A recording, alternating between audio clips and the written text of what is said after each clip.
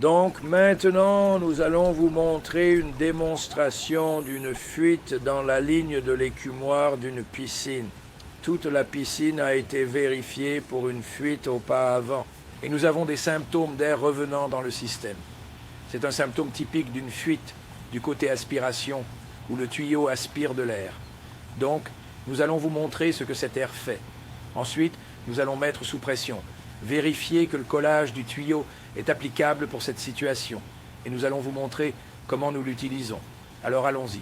Nous allons vous montrer encore une fois, quand nous avons une conduite d'aspiration, un des symptômes est l'air qui revient dans un retour, comme vous pouvez le voir juste ici. Donc si vous regardez, vous verrez toutes ces bulles d'air revenir. Cette pompe continue de perdre son amorçage, encore une fois, car elle est du côté aspiration. Alors ce que nous allons faire, c'est réparer la fuite dans le tuyau du côté aspiration en utilisant les vues de tuyau. Alors regardez ça. Donc la première chose que nous allons faire, c'est installer un tuyau de stand. C'est 2 pouces filetés, cela va monter et cela rend l'installation de notre bouchon de compression beaucoup plus facilement. Donc maintenant, nous allons installer notre bouchon de compression, lui donner quelques tours pour qu'il se dilate et qu'il s'installe bien fermement. Sur notre appareil d'injection, nous allons visser notre tuyau qui va d'un côté et de l'autre côté, il ira directement à la pompe qui est fournie avec le kit. Après l'avoir vissé, nous allons déposer la pompe dans le bac. Passons maintenant à notre installation du côté retour.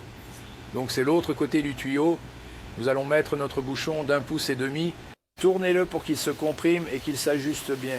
Et maintenant, nous allons installer notre vanne de retour, la raccorder au tuyau. Et ensuite, nous allons ramener ce tuyau directement vers le bac. Donc maintenant, nous avons une circulation en cours. C'est une boucle. Nous avons retiré ce tuyau, l'avons désactivé et maintenant créé une boucle. Nous allons remplir le bac et ce que nous allons faire, c'est un test de pression. Et nous pouvons voir que nous avons une lente baisse. Cette baisse lente rendra la soudure des tuyaux applicable à cette situation.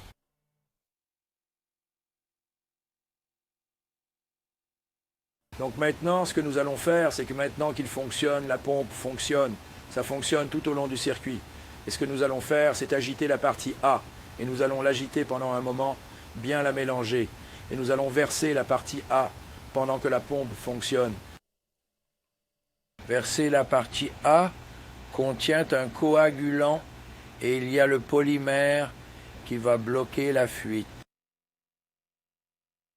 Donc quand nous voyons que l'eau coule à travers, nous savons que nous effectuons une bonne boucle. Donc après quelques heures, la prochaine étape est de secouer la partie B et sans interrompre la pompe ou autre chose, nous allons verser la partie B dans la boucle et nous allons laisser cela fonctionner pendant environ 2 à 3 heures. Après avoir fonctionné pendant 2 à 3 heures, nous fermons nos côtés de l'installation et nous effectuons un test de pression. Si vous regardez ce test de pression, vous verrez qu'il tient. Ensuite, nous pourrions terminer. Nous pourrions déconnecter notre système, nous pourrions débrancher notre colonne montante. Nous pourrions déposer nos paniers.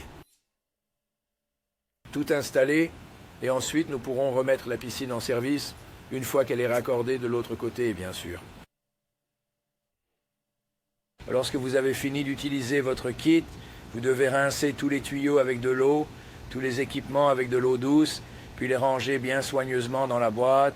Une fois tout cela terminé, vous pouvez en rester là et conclure